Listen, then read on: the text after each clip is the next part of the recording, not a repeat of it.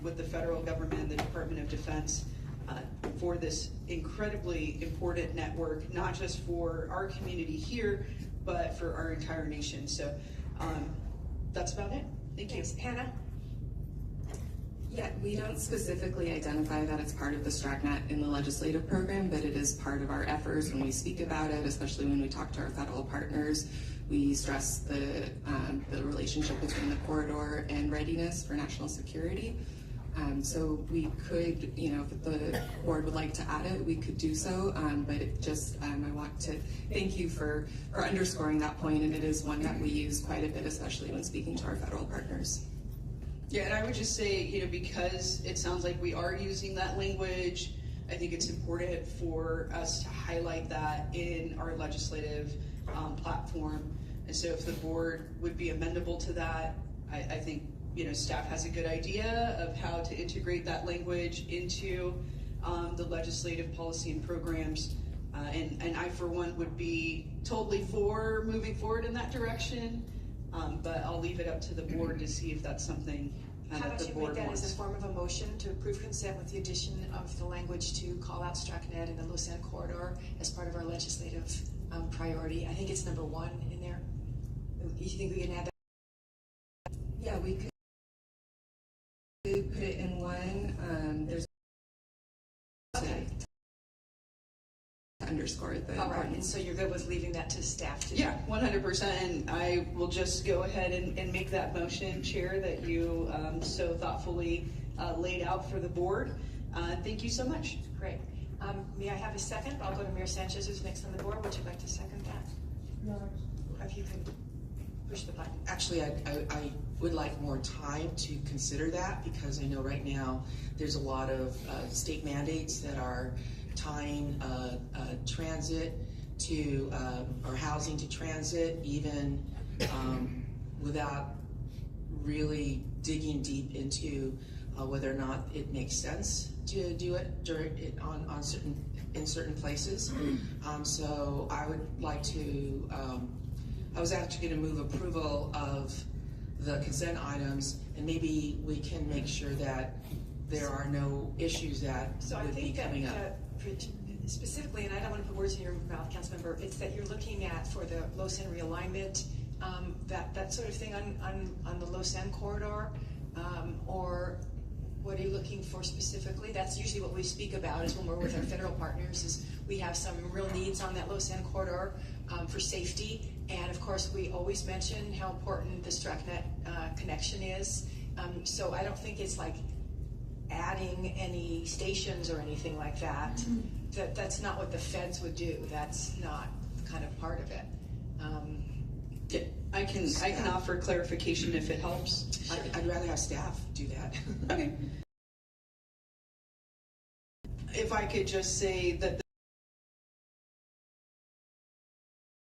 this has nothing to do with SB 79 or anything like that. It's something that. Well, I'm not talking about just SB 79. Well, I'm talking about STRACnet, though. Yeah, I get it.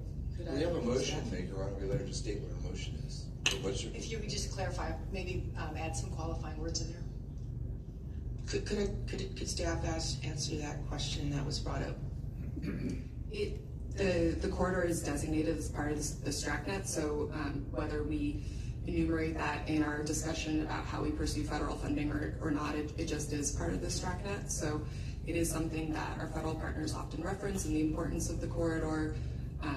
When we talk about it, seeking funding for grants, we talk about the importance of using it to serve our military and our ports. So it is, I don't think it would fundamentally change the way that we talk about the Lausanne corridor, but we're happy to add it if it's the board's pleasure. Okay, may I have a second to the original motion, please? I'll second it, please. Okay, thank you, Mayor Duncan. All right, and your concerns are noted and shared, but I don't think that this would add to any issue that we share, personally. I'm just being really cautious now. I understand. Everything we do now is double talk, triple talk, yeah. Got it. Okay, well, I will now call for the vote because I don't see anybody else up on the board. Please use your devices.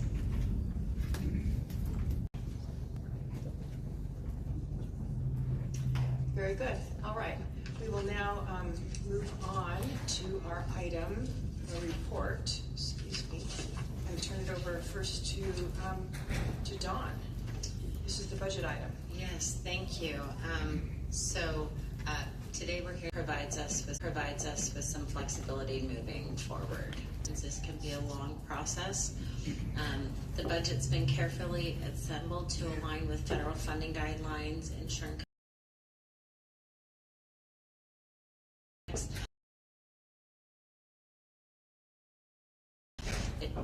it reflects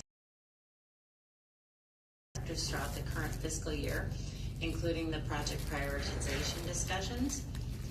A key part of the budget process is submitting the annual program budget to our funding agencies for their review. And this year, the state of California has set May 8th as the deadline to submit the 2027 annual budget. Timely submission of the budget safeguards our ability to program funds in the RTIP, authorize expenditures, and process reimbursements for regional plan. So the regional plan provides the long-term vision for the region and is updated every 4 years. From the regional plan, the board and agency leadership identify which projects to prioritize. We then identify or pursue funding to complete those projects. Once funding is identified for a project or a program,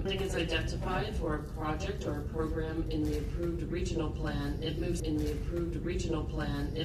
the SANDAG program budget.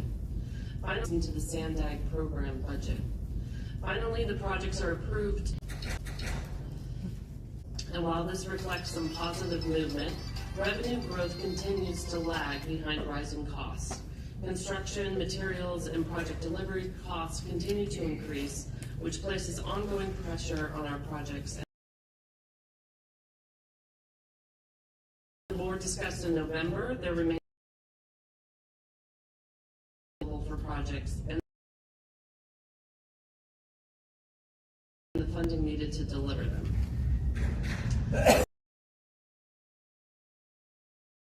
The overview of the budget, the fiscal year 27 budget. The total is $1.4 billion, 690 project development and the delivery of our capital program, supporting major regional projects like Otay Mesa East, Transnet major corridor projects, transit and rail improvements, and the regional bikeway program.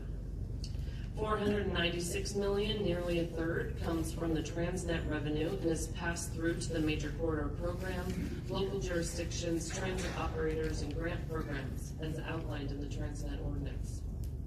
88% of the revenue used to support the budget components come from state and federal. So to Antoinette. Okay, good morning. Antoinette Meyer, your Senior Director of Regional Planning, and I have responsibility for SANDAG's overall work program. So the overall work program covers 58 different work elements and a total of $1 million. And while it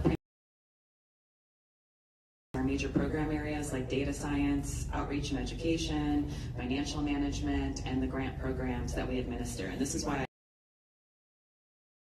IWP is the funding that we pass through to other entities for grants or for programs like the Youth Opportunity Pass program.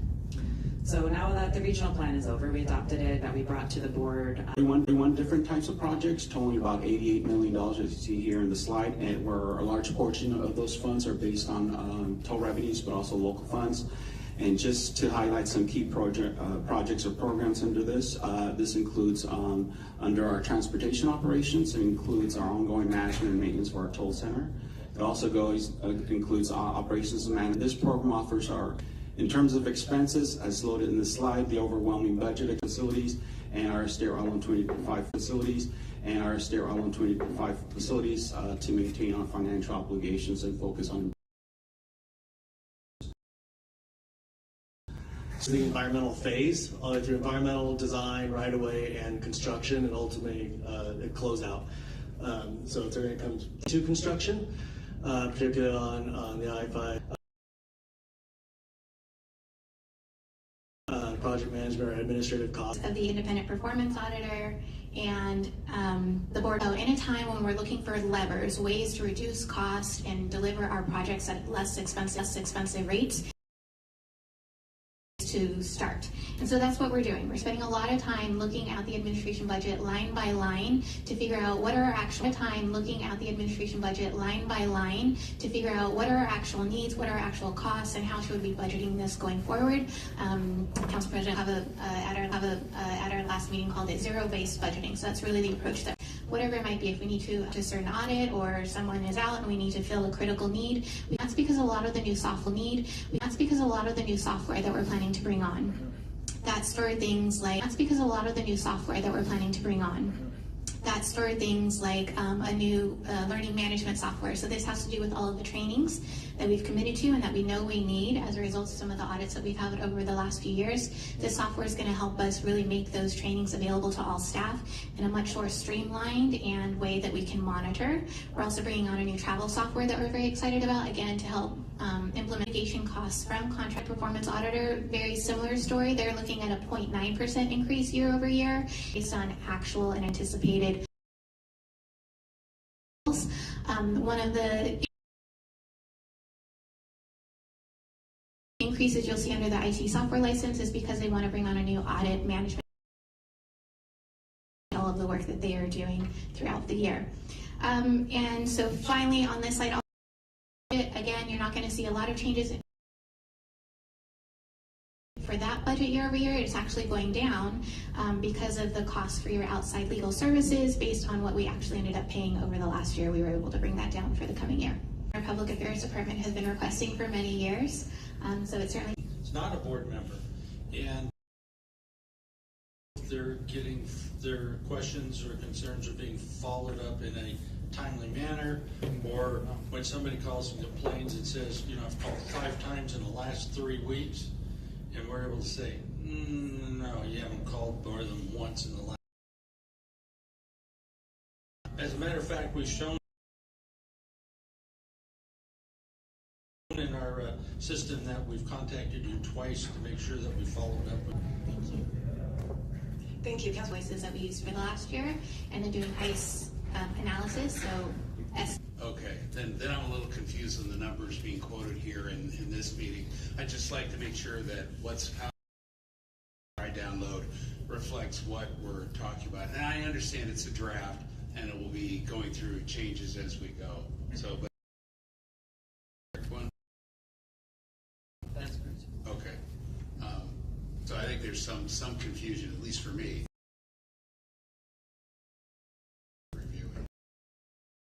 Do you have a specific one that you wanted to point out?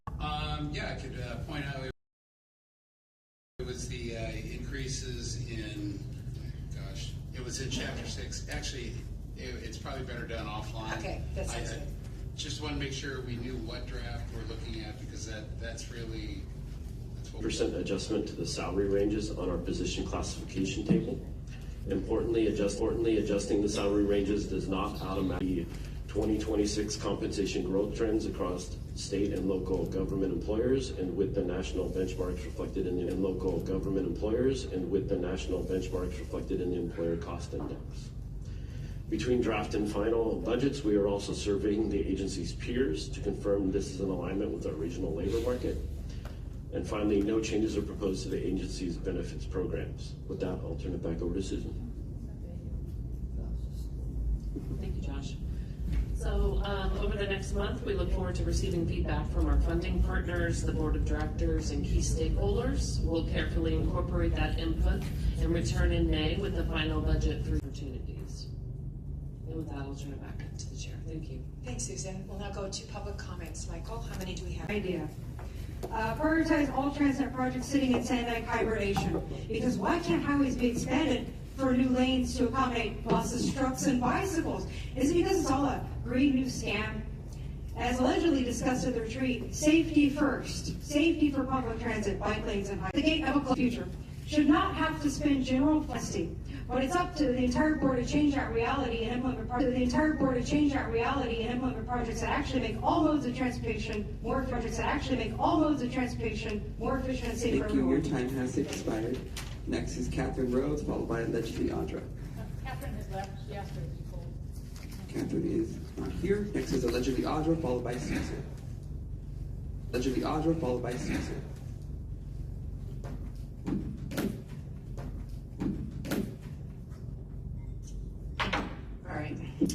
ethylene dibromide, see the mycotoxins. The list goes on. So I'm just wondering, if I did this, would that bother you? Because it's being sprayed above us, and there are things like sulfur dioxide that is also being used to create rain. And if we're so concerned with hydrogen chloride, these are noxious, toxic ingredients and things, material on us.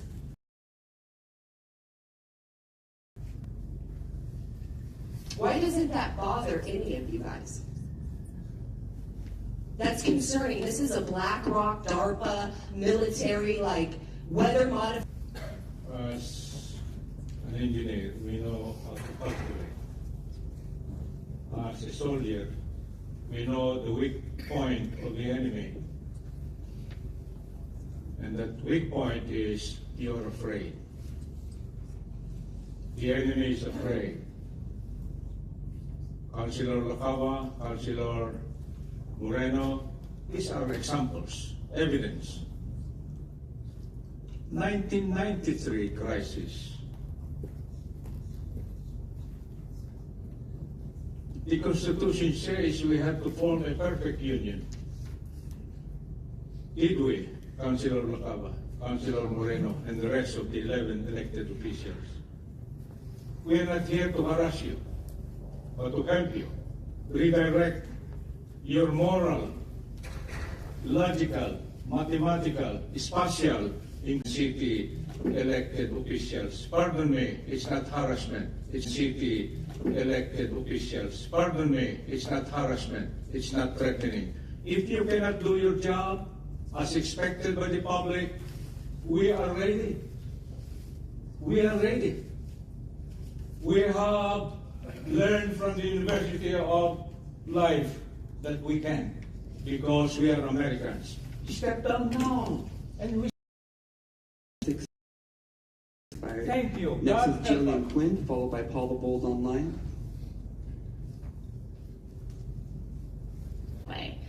This project alone would restore the riverfront for as a vital artery. It was very intense. Confirm that the crossing is not just nice to have, it's a safety necessity. So with funding already at work on the North Side Trail connection to Riverwalk development, the most strategic next step is moving the project to 30% design and initial environmental review. This milestone would build on current momentum and create shovel-ready status. Realistic. The funding sources report projects sales tax revenue growth of 2.52%.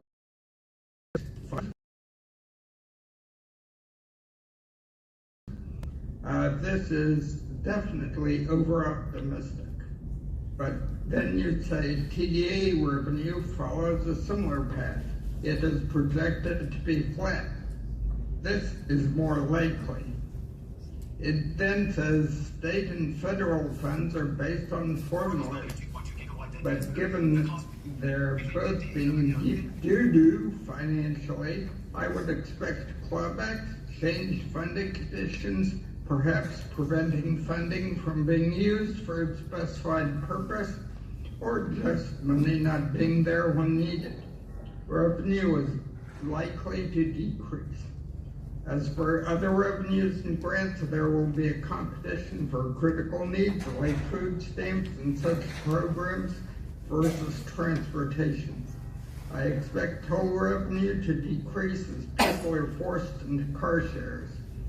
The staff reports $858.8 million total for FY27 represents a 19% increase over $718.1 million in FY26. Mark. We'll bring it up. She's the expert on that. Klaus Schwab, WEF, Young Global Leaders Infiltrating and Penetrate Cabinets for Me 2017. That's gone, and sometimes these disappear. There'll be lots of videos on Klaus Schwab if you look up. And Schwab is SCHWAB. If you look up Klaus Schwab, World Economic Forum, Young Global Leaders, lots of videos will show him saying he's infiltrated governments, including our Governor Newsom, who is a young global leader for the World Economic Forum. That isn't allowed, but it's just happening. That's how corrupt we are. We're not America anymore. Here's another title, Klaus Schwab, Message to the Western Nations About Their Coming Decimation. This is him telling you how there'll be a park where the freeways are up near LA, right? You may be muted, Consuelo. Are you still there?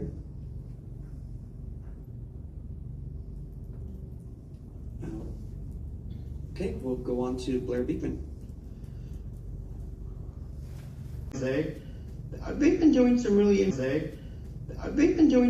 interesting work that you may want to check out at some point. They had a recent BART presentation on the future of BART. They're having problems in their future that we were getting a tougher. These choices of new funding ideas are possible. In all this work you're doing here, good luck in those efforts. It takes a lot to figure that out. And I just wanted to remind yourselves that we can be thinking out of the box, and we need to be in these upcoming budget crunch items we have to be worried about. Thank you for all the efforts on this item. That's all I have to say. Thank you. Thank you. Then Consuelo's back. We'll give you your time at a minute 30. Consuelo, go ahead.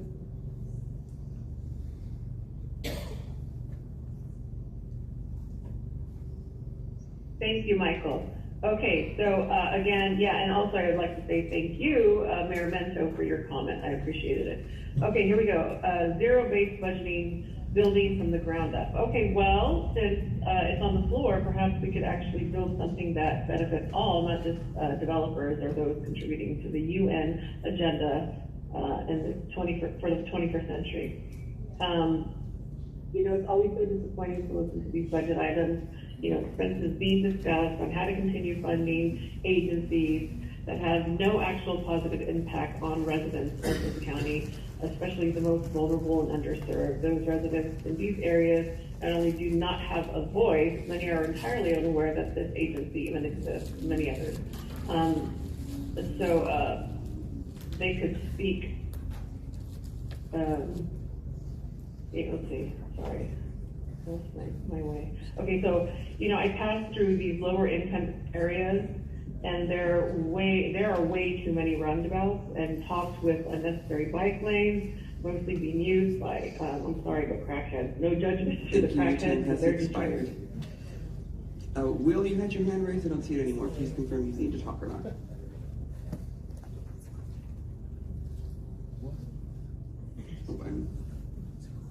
Go ahead, Will. And it was 3% of all of the salaries, but it was only direct, and it was 3% of all of the salaries, but it was only directed mostly toward management, and I just wanted to make sure that that wasn't the case this time. And so my first question is it on all of the salaries put together? Yes, okay. We established what we consider a pool for increases for the following year. Okay, and it is based on the overall salaries. And then whether those salaries are given, are you eligible if you're not in a director or in management? Everybody is eligible, but the pool gets distributed in a few different ways. There are some things where we have a system of flexibility that are moving up. So there are off the top of that 3% pool. And then what we've done in the last couple of years is there's a remainder that we've had applied as a general salary increase. Everybody gets the same. Right, but the step is based on merit or based on, not, I guess maybe not merit. Promotions and the flexible promotions are based on, yes, readiness and merit. So the supervisor has to basically affirm that they're working to a level to move.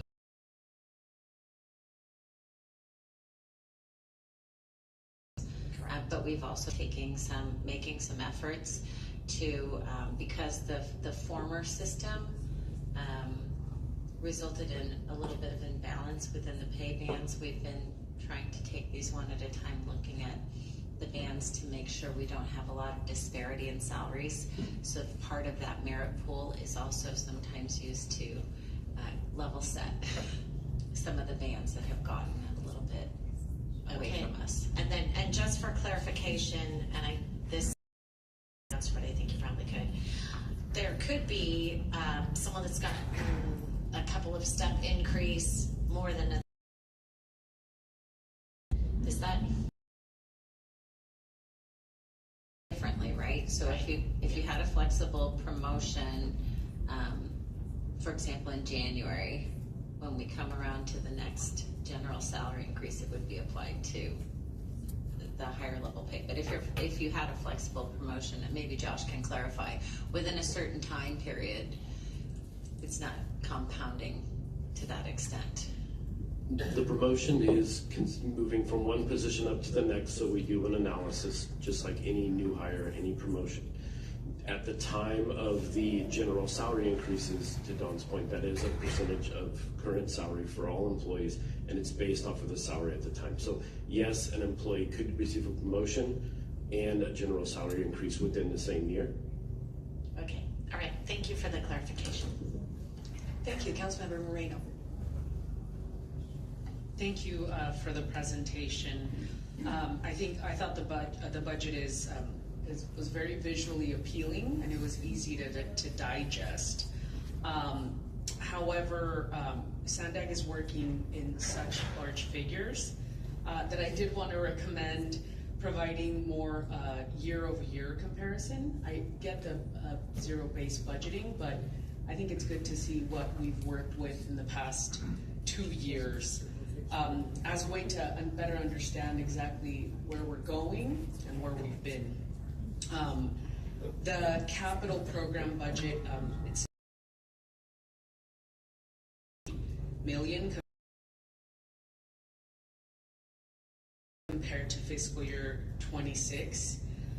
Now that numbers have been refined and that cost of inflation is taken into, I thought that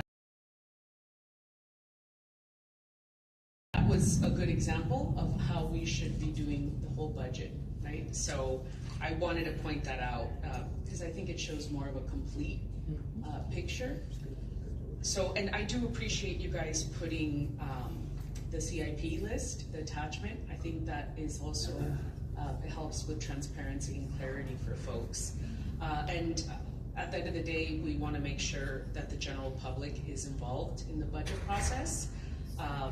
And they understand how Sandag at the end of the day, and given the magnitude of dollar amounts we're working in and decisions we're making, having the public understand is going to build trust. So kudos for the pictures, but I think we just need more information would be my one of my recommendations. Now, as a past social equity chair for Sandag, it was a great privilege to help pass the Youth Opportunity Passes. I think they have been great success. We have seen great success at MTS in our ridership, and at the end of the day, what we want to do is build future riders and people who will ride our transit system forever. So I will definitely put a plug in for that, and I'm happy to see that that was in there. I do have some questions, and they were lightly addressed, but I want to dig in a little bit. On the regional operation and services and its related expenses, I see transportation operation at 88% of the budget, ARGIS at 10%, and criminal justice at 2%. 2% does reflect about $2 million based on the corresponding chart. But I think criminal justice is very broad, and can you share on the record what expenses are captured in this criminal justice 2% figure? What I'll do, I'll just highlight, and I'll ask, while I'm highlighting, Tony, if you could step in here. But basically, we have a number of programs under the criminal justice, and ARGIS is both the system and also some research work up under the criminal justice program. But Tony, can you, here we go. Tony Wright, who's the director of the ARGIS program. Thank you. That was the if we're just department in Sandag that is separate from the budget or the operation of ARGIS. I can't talk about the I can talk about what they do, I can't talk about the finances since I'm not involved in that part of the budgeting for the criminal justice. Criminal justice. I think that sparked my interest, and I'm sure it sparked the interest of some of the members of the public. I would presume criminal justice is Argus, but I'm being told it's absolutely not. The difference is Argus is 50 years old, but Sandag is like 55 or going on 60 years old. And Sandag has forever created the reports for the region that identify crime trends like quarterly, bi-yearly, yearly, etc. And these reports are published. Departments also use them to do analysis and planning and et cetera for their operations. Argus provides data to... No, I understand. I just wanted a clarification on criminal justice. There's a difference. It's our studies, the research program under Sandag, and they do a lot of research on criminal justice, whether it's programs, new policies, but they pretty much put the... Thank you for that. We use them in the city of Sandag, but we use your data. They're generally funded also by grants as well. They're funded by grants. Okay. So thank you for that clarification. And also questions regarding our turnover rate being 10% in fiscal year 25 and the number keeping trending upwards. And I do thank Mayor Jones for your questions. And just, is this 3% only for fiscal year 2027? For the merit pool? Yes. Yes. Okay. Yes, and that is likely to change slightly between draft and final. When we have final information on, where other jurisdictions have gone, our final recommendation on what that should be to provide an adequate general salary increase after all the off-the-tops. Okay, so that might change. Okay, and when will we hear this again? When will this come back? The final budget is coming back. Yeah. I'm sorry? May 9th. May 9th. Okay, so we'll have a final number. Yes. Okay, wonderful. Well, thank you for answering the questions, and thank you for the presentation. That concludes my comments. Thank you, Councilmember. And that highlights something that when we do see this again, it might be nice to have the year-to-year comparisons and then the final to draft comparisons as well. So we can see those. I think that'd be helpful. Councilmember Dasterman?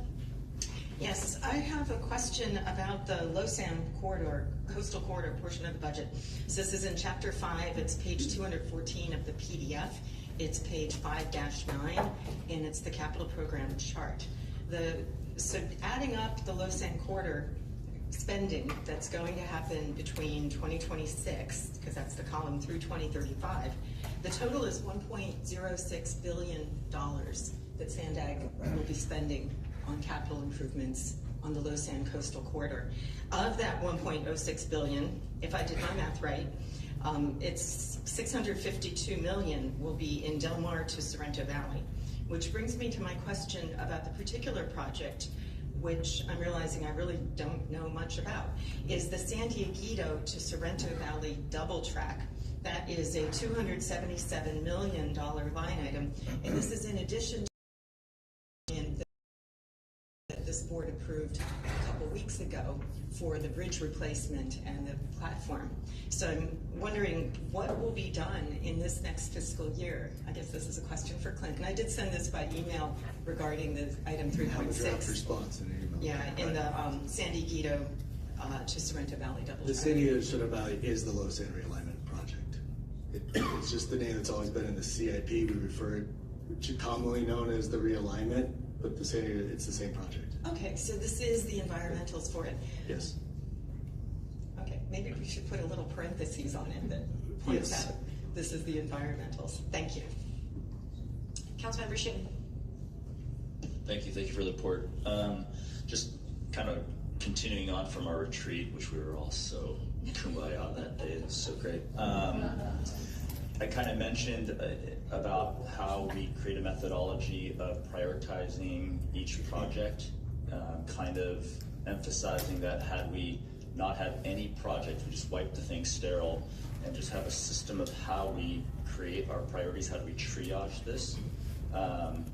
how do we do it now, and are we already talking about how do we do it moving forward? Meaning that I find it would be frustrating if all we're going to do all day long is talk about our local priorities here all the time, and that the squeaky wheels are the ones that get the.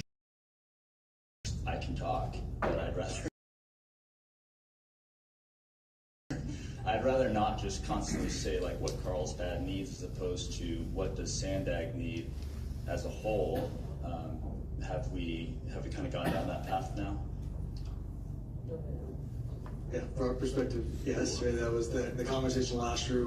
We brought the 5-year prioritization plan, right, and came from the board, gave us your priorities, goals. We came back with that prioritization list that did a sub-regional spread, that focused on a balanced system, right, and we identified those projects over the next 5 years that we really wanted to get into construction while also building that bench behind it, right. We will be needing to come over the next couple of years, okay, what does it look like after those 5 years?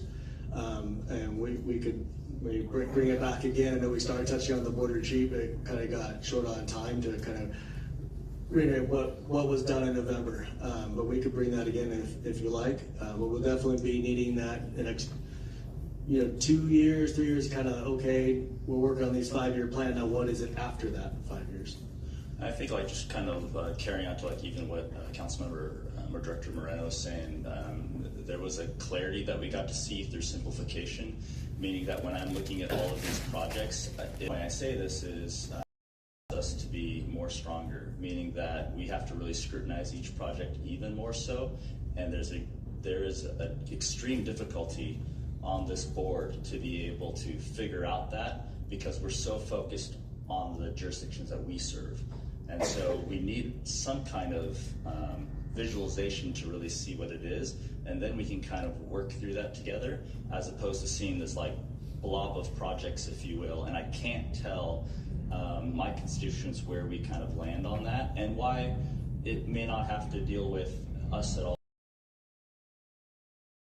It has to deal with 67, and there's priorities because of that, or our low sand is more important, but I probably need it more digestible.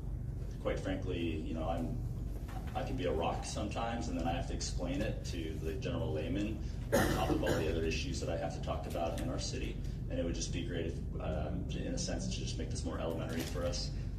Yeah, I think we'll take that back and see how maybe we could visualize that, and then we're also working to then track it. Hey, this is what we brought in November, right? And then this is how we're progressing through that. So we'll look at different ways we can help visualize that. I do want to touch on when we talk about prioritizing, giving a number, right? That was part of the conversation as we specifically tried not to. This project's more important to that project. It's more about a strategy, and a good example is the I-5 extension, right? It was a priority as part of that prioritization list. But it's more about the funding strategy, where we went in coordination with Caltrans and put a grant opportunity to fund. That grant didn't come through, so now we kind of look at that overall plan and how do we best deliver all these projects. And when we start saying this is number 1 and this is number 4, we lose some of that flexibility, right? Because the money's sitting on number 1 where, well, 4 while we're going to looking for opportunities, or we hit right-of-way issues, right? And so it allows us to have more flexibility in that funding to make sure that that list that the board approved, the goal is to get all those projects in the 5 years. I think it's kind of when I was relating to, let's say, mass casualty incident triaging, right? Yes. I don't go 1 through 10 either, but I do say these are the high priority projects. These are the moderate ones, and then these are the people who are, we call them like the walking wounded. They just kind of hang out there till I can deal with them. Yeah, and probably just some way to categorize this and bring it back to the folks. And then to just go in the micro, we had a great discussion the other day about my clarity on the employer commuter program. And I just think it's not highlighted enough that we're praising employers to be able to find incentives and means and measures to be able to get their employees to clump together and do the commute. It's really difficult to convince them sometimes to get on a bus or get on a rail system, but for them to get incentivized to have a van to come together in their local areas and then do the commute. And then we end up doing what we call the Diamond Award, is that correct? where we end up giving out awards and praising these employers for doing what is the most difficult thing, in our opinion, here at Sandag, which is getting them up in the morning and then getting them quickly to their work and back. So that's all. Thank you. First Vice Chair LaCava. All right, thank you, Chair. Thank you for the presentation. I know we heard this in executive committee, so just a couple of minor things that kind of popped up. If I saw correctly in your schedule, you went to ITOC. I don't think I heard. Did I miss something? Did they have any input on the budget? ITOC reviews the Transnet capital projects, and they did not have any comments. We made the presentation. They had some questions about the projects to make sure that they were continuing to move forward, but we were able to respond to those. Okay, great. Thank you for clarifying that. We heard at executive committee, and we've heard it again today, this kind of almost a new proposal about the West Valley River crossing.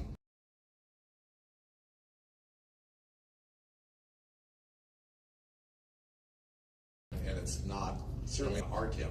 So what would be the next step? I mean, functionally. It is a regional plan. Yeah.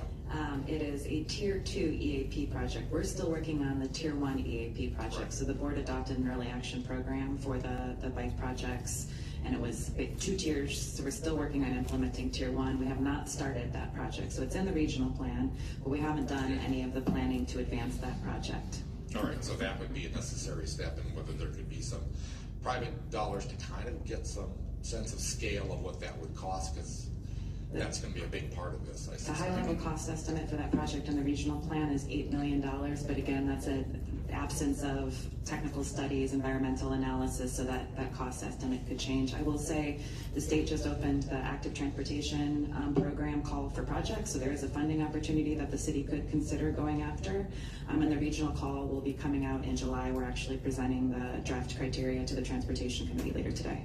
All right, thank you for taking a moment and kind of talking about that, since we're clearly seeing some public interest in there. And then the last thing I'll bring up is my obsession about how agendas are done and trying to drive Robin as crazy as possible.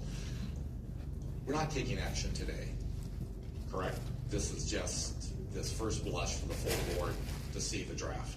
Well, we're asking that the board approve the draft. Of being here, so. To make up for it, want to make a motion? I will move to approve the draft. Motion by LaCava, second by Minto. Thank you.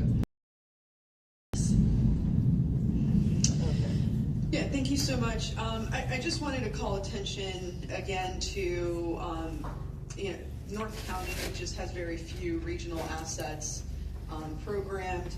And one of the things that I brought up in the board retreat, and we had a really lively discussion, regional bikeway program, and the fact that the Inland Rail Trail is in excess of 20 years now.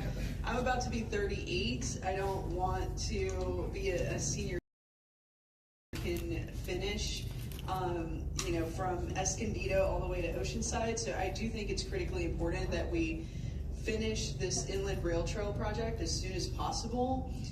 In the city of Vista, we only have a little bit of the rail trail on one part, and then on the other part in the middle segment, which connects our downtown, which is critically important because of the Vista Transit Center, and no connectivity from that area to the Inland Rail Trail and to the other fabulous cities around me. This is a critical asset that I really, really want to see this board focus some more dollars in completing that rail trail. Secondly, I just want to underscore my unwavering support for Youth Opportunity Pass. I think it's incredible to see our youth be able to connect to the places that they need to go. I'm constantly. One of the big issues is that we have during the school, when it begins and when it ends, some of our buses and other parts of our network are filled to capacity. So I really, really do believe that we need to look at, especially when we look at the 303 bus, which is the #1 performing route in North County Transit District by over 17% between the #1 and the #2 route. These buses are extremely filled to capacity, and we need to have more frequency if we're going to have our youth and all our other riders have a good, positive experience. Also, on the Youth Opportunity Pass, I really want to, be able to take a deep dive into removing any barriers. It is difficult for our youth to go through the process of verification, and that's whether it's MTS or NCTD, the issue is the same. So whatever we can do to streamline removing barriers, I don't know if that needs to be a budget adjustment or another line item, but I want to take a deep dive in that. And just curious, when we're doing our regional plan outreach, it states here that we're really guided by CalEnviroScreen 4.0, or whichever the new version of CalEnviroScreen is. But one thing that we do notice in North County is that CalEnviroScreen does not have enough variables to distinguish vulnerable populations in North County. The city of San Diego, they have the Climate Equity Index, which goes a little bit deeper. In the rest of the county, we do not have that, and it's critically important that if we're gonna do regional plan outreach, guided by CalEnviroScreen, that we start looking at additional metrics and measures that would account for some of the structural poverty that we see in North County that does not come in CalEnviroScreen with the type of equation that they have. So I just want to make sure that we are always providing equity in our outreach, and that we start talking about how we can capture a picture, a snapshot of the entire by CalEnviroScreen 4.0. Because if you look at it, it looks great, but I live there. The representatives that serve North County know that it is not all okay. We're guided by some kind of a framework that just is not drilling deep enough into our communities. So that's all I have to say. I think,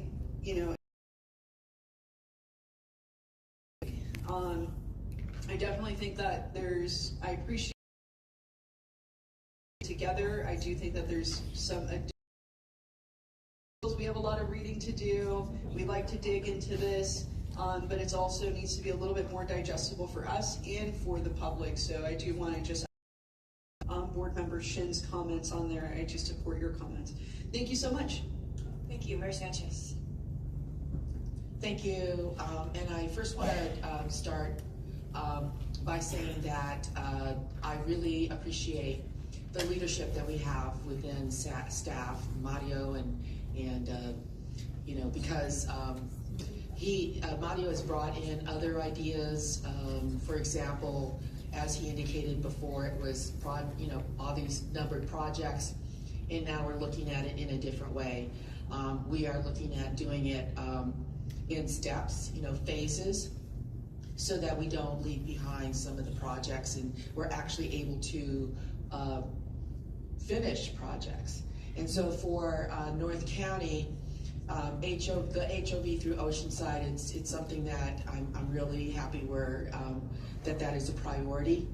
Also the others have to do with the Coastal Rail Trail, which was already approved, by this board, and is I believe it's the last project to complete the Coastal Rail Trail. But I really like the idea of doing this phased, and therefore in terms of the budget phased, to be able to include things like we're finally having a scoping meeting in May on the I-578 for the environmental studies, and that'll be in Oceanside, May 12th or 13th, somewhere around there. I'm seeing a nod, somewhere around there. Because that was also something that we that is a high priority for the region. So I'm going to go ahead. Was there a second already? Okay, third it. Thanks. Okay, thank you. Councilmember Fisher. Thank you, Chair. Thanks for staff for the presentation. I just want to make a general comment on budgeting. In government, we always talk about federal funding, state funding. It's all taxpayer money, and I think our constituents are very.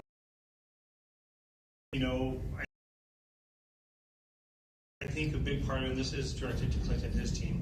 We've had the Bayshore Wakeway in Crow Beach construction. It's been delayed. delayed. Still a few more delays I found out about this week, and what I get emails is, why are we wasting the taxpayer money? I don't know if the delays add any more money to the project.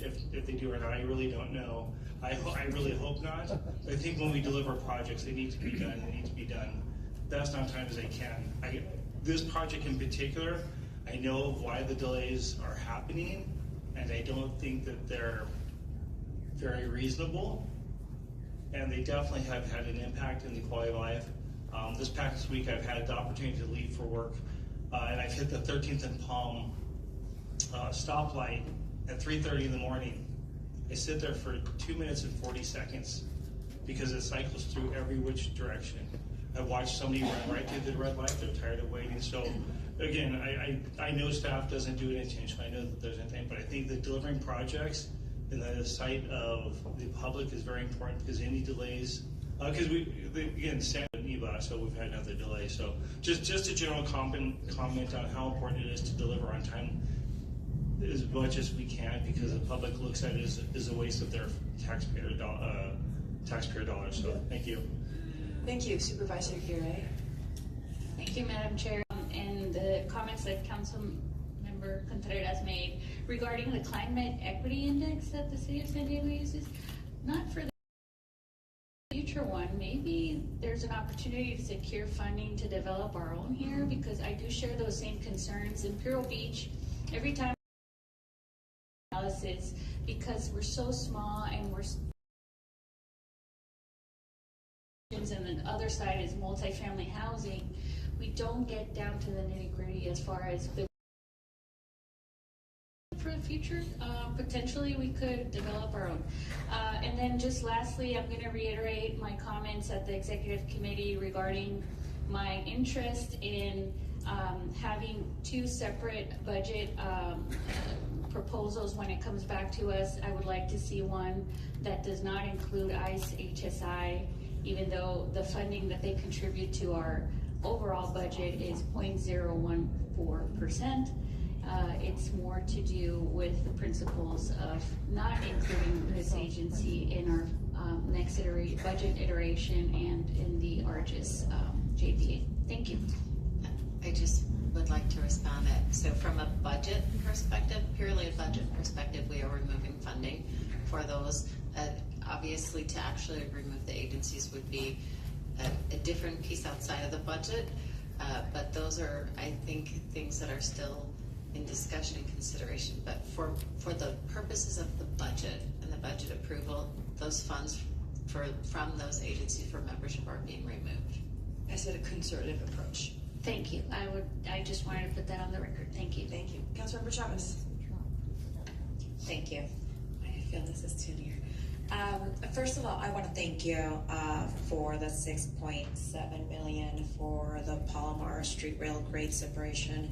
That is something that's needed. As you all know, we have one of the biggest projects in the nation, the Gaylord project that came to our Bayfront, at a Bayfront, I should mention, and it just causes a lot of impact, traffic safety. I also wanted to mention that SR 125, I know we've talked about this analysis, the pavement bridge structure, and also how Caltrans is going to receive the 125 and how much it's going to cost Caltrans to receive this. I hope we can better the numbers moving forward. I feel like it's in pristine condition and soft to use, but I know that I'm aware that when Otay is open up, we're going to see a lot of commercial travel through there, and I know there's a discussion of managed lanes. I still want to see if we're adding another lane for that, just to make sure that we're not keeping another lane, all the lanes congested with what's coming.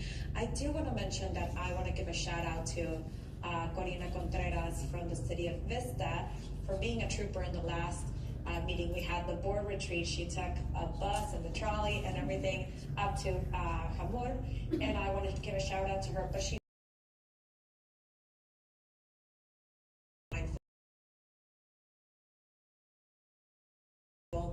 that she saw one or two spots left in that bus. And it wasn't an accordion bus even, it was a regular bus.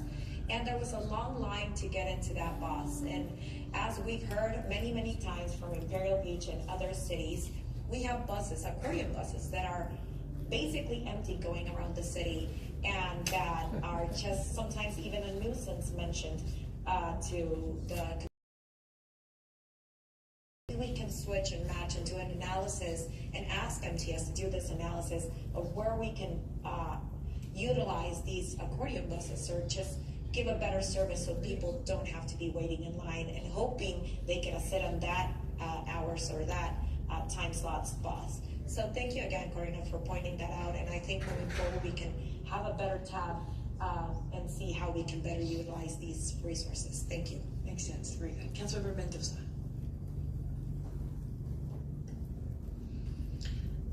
So I tend to be a very trusting person, and last week I was just shocked to find out that people cheat on the I-15 and 805 and 125. Well, I don't think you can cheat on the 125, but so I'm just wondering, as we go forward in planning managed lanes on I-5 and 805,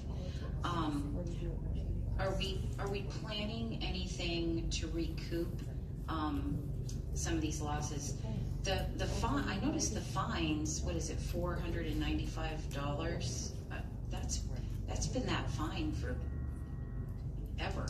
I think ever since the I-15 became managed lanes. So, have we considered maybe raising that fine, or is that like a state regulated fine? I don't know the answers to that. And the fines. Have we studied how the fines could fund enforcement of on these lanes? So just as we're moving forward on this, you're starting to convince me that managed lanes are not such a bad idea. The more I know, I'm an HOV only person, so I'm listening and paying attention here. So those are the questions I have in our budget. And that's part of the reason why we're looking at, and part of that is the people not using it appropriately, right? And so that fine right now, that's a state fine. That those dollars don't come here. That's to the CHP. As we move to a facility that we manage, right, we can collect some of those as a fine for the toll facility to go back into the system and help.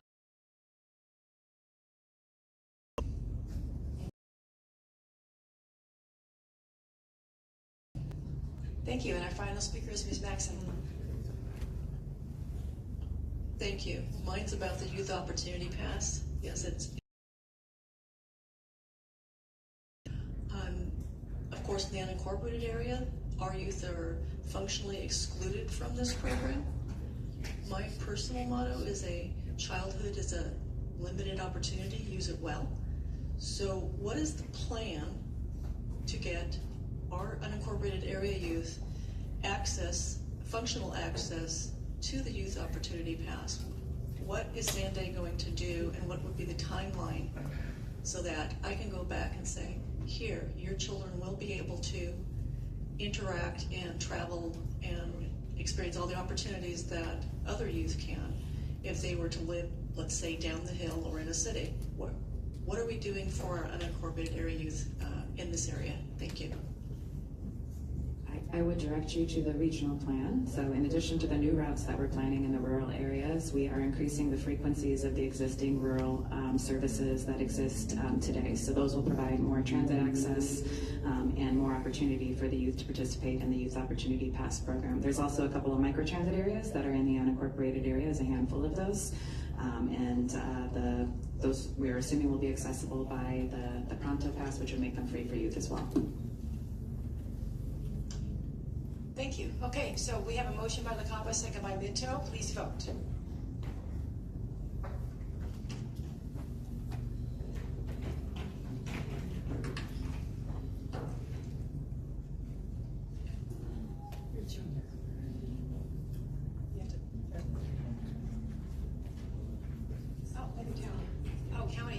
Supervisor Geary.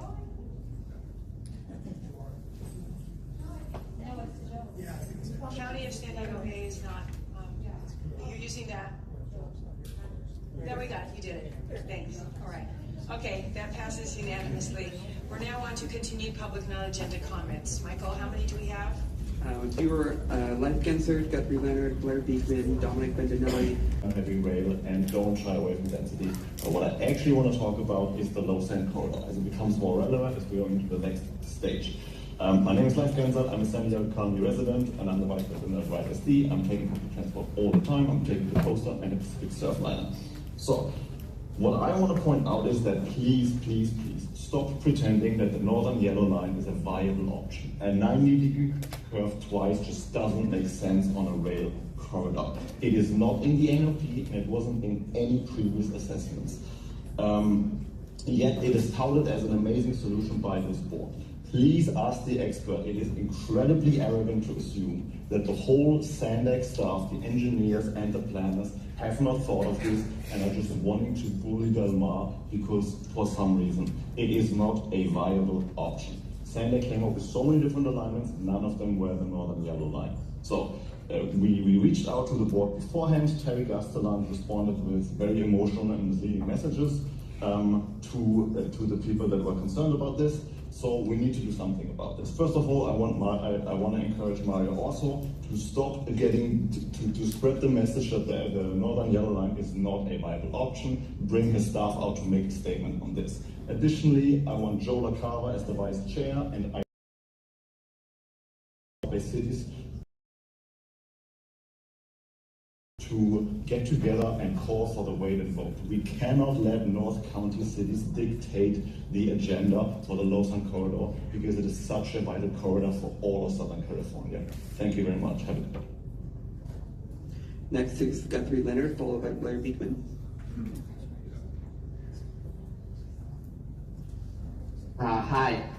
Yeah, Guthrie Leonard. I'm going to talk more about the Lausanne corridor, but I just want to say how disappointing it is that all the online non-agenda comments got kind of shunted to the end, because you were allowing comments that were barely relevant to like the budget, talking about chemtrails, and meanwhile we're trying to follow the rules and speak about the things we're supposed to speak at the times we're supposed to speak, and we're getting to wait 2.5 hours to speak. Right? I mean, I can't imagine it. Thank goodness I don't have a job on Friday mornings, but lots of people do, and this is the kind of action that would prevent them from being able to use their voice at a public meeting, and that's just unacceptable. Regarding the Lausanne corridor, Life kind of covered it all, but I did want to say that that alignment would slow down, the Northern Yellow alignment would slow down the train by at least 2 minutes, and that doesn't sound like a lot, but in the context of a corridor that moves millions of people a year, are we really going to allow a town of 4,000 people dictate an option that changes this rail corridor for the next half century at least? We're not going to be building multiple tunnels in this century.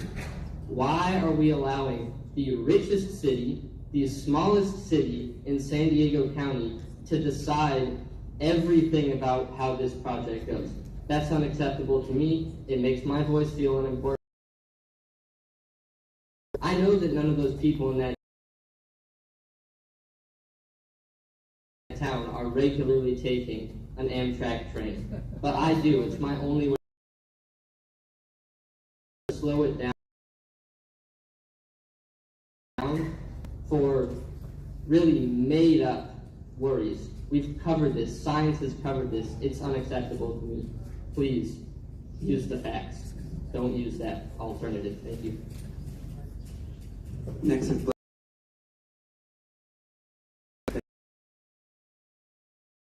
Bendinelli. Hi, thank you, Blair Beekman. Thank you for public comment, interesting public comment this late morning. I feel it's a balance. I feel both the tunnel and the turn idea, the yellow line idea, they have problems and issues and concerns and health concerns, and we have to be balancing all of those questions. All sides have a good point of view on the matter. There are serious safety concerns, and all sides have to be wanting to give to the other side in what can be, the less dangerous of choices. And that's what we have to be considering. And I can give up time. I'm willing to give up 2 minutes of train time travel fully to have these questions answered. That's my perspective anyway. Also, I wanted to comment perspective on the city of San Diego is trying to ask for forgiveness for some of their environmental items on a housing development. The Catherine Road, that sea rise level issues have to be addressed for the future of their housing development projects in the sports arena area in the future, and to really comment to try to help out DRA, who speaks just heroically on the points of view of environmental health concerns. Remember, we could not have those conversations about what chemtrails and those kind of issues 5 or 10 years ago. They weren't allowed. DRA and myself were trying to make subject matter allowable to talk about in the public process. That's what's key, is that we can have those conversations. Before we couldn't, we should be able to now. About how we can have those conversations when needed, when necessary. Thank you. Your time That's what has I expired. Next is Dominic Bendinelli, followed by Will. Good morning, this is Dominic Bendinelli. I'd like to express my support for the Under Canyon Crest route for the Del Mar Bluff Realignment Project. The corridor by minimizing long-term risk and is fully compatible with electrification. In contrast, the newly proposed Northern Yellow Line option is a slower, less direct route. The sharp curve would require very slow speeds to prevent derailment. Considering that this newly proposed alignment puts the project goals at risk by harming ridership and ensuring that vehicle travel on the Parallel 5 remains faster than rail, it should not be considered. To remain competitive and to build a strong, lasting foundation for rail transportation in Southern California, this project needs to be done correctly. If you followed the progress of the recent LA Metro Sepulveda Line and K-Line Northern Extension projects, tunneling concerns were brought up repeatedly. When raised, the LA Metro staff conducted studies, referenced national and international projects, and time again have shown no negative impacts from the deep tunneling. You've spent years and millions of dollars studying 5 potential alignments. It's time to move forward with a staff recommended alignment and deliver a project that supports safe, efficient, and high quality rail transit. On a separate note, I would like to suggest the Board's Legal Counsel review the practice of splitting virtual public comment on non-agenda items, as it does not appear to be consistent with the Brown Act, section 54954.2b. Yeah, and thank you for your time. I yield the rest of my time. Next is Will, followed by phone number 1415. Yeah, hi. My name is Will Fenn. I support the Undercrest Canyon alignment for the Del Mar Bluff project. Millions of riders in Southern California depend on the low sand corridor. The Undercrest Canyon alignment improves speed up to 110 miles per hour, preserves safety by avoiding the tight curves that are proposed in the Northern Yellow Line, and minimizes environmental disruption by having trains be underground, so avoiding the lagoons. Noise and vibration concerns from tunneling are completely unfounded concerns. Studies found that effects from tunneling were completely indiscernible to residents. The Northern Yellow Line is more dangerous. The sharp curves are more dangerous, and the speed penalties make the line even slower than it is now. So please approve the Undercrest Canyon alignment.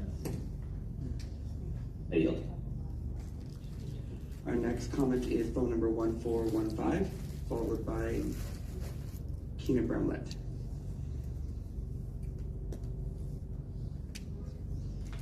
go ahead. Seems yourself muted, phone number 1415.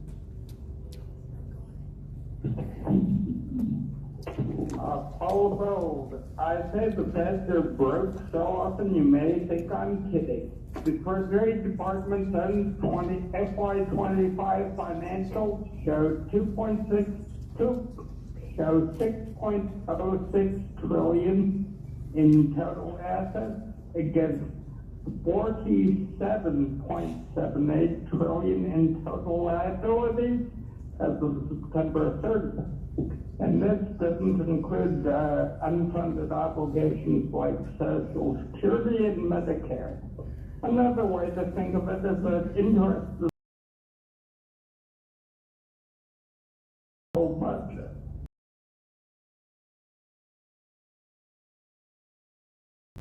The gross figure of 39 trillion is intergovernmental debt. Basically, it's the left hand of government owing the right hand. Example economic significance of this beyond its role as a political signaling device. But the fact that the debt held by the public has now exceeded 31 trillion is after growing at this rapid pace with no plan in place is the definition of funds. In a nutshell, is why Sandag needs plan and the cut. The other problem is that many politicians like promise without thinking where money will come from and then what they're spending through.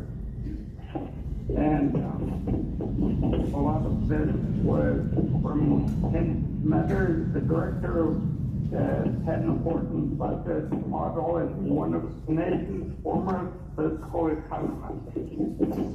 Thank you. Your time has expired. Our last public comment is Keena Bramlett.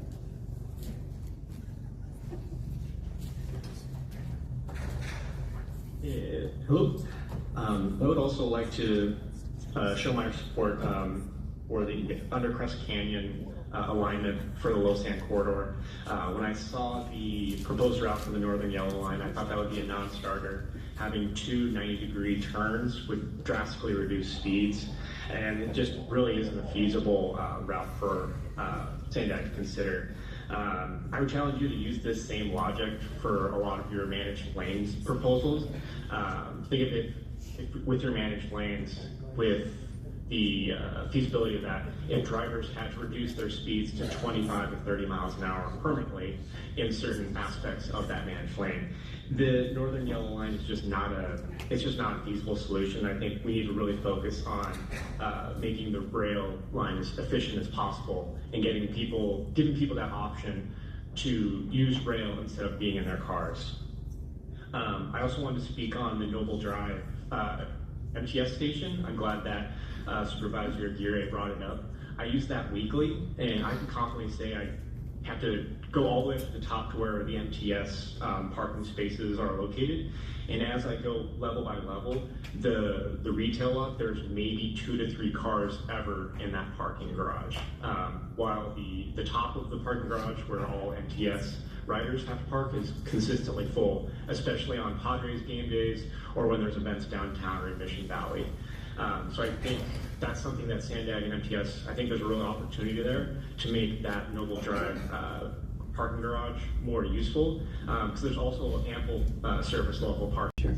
Thank you. And just an FYI for the public, the rail realignment is in the environmental phase. It'll be studied environmentally over the next 2 to 3 years, and no decision will be coming to this board until that time. At this point, I will say that this meeting is concluded, and we are adjourned until April 10th at 9 a.m.